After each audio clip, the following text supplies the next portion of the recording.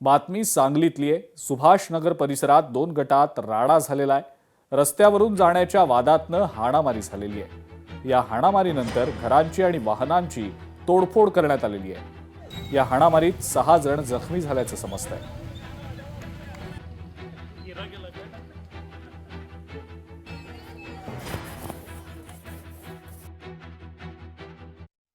म्हशीला वैरण आणण्यासाठी ह्या रस्त्यानं जाऊ नको, त्या रस्त्यानं जा असं पप्पू आहे वय म्हणून तिला फोनवरनं मी बोलत होतो।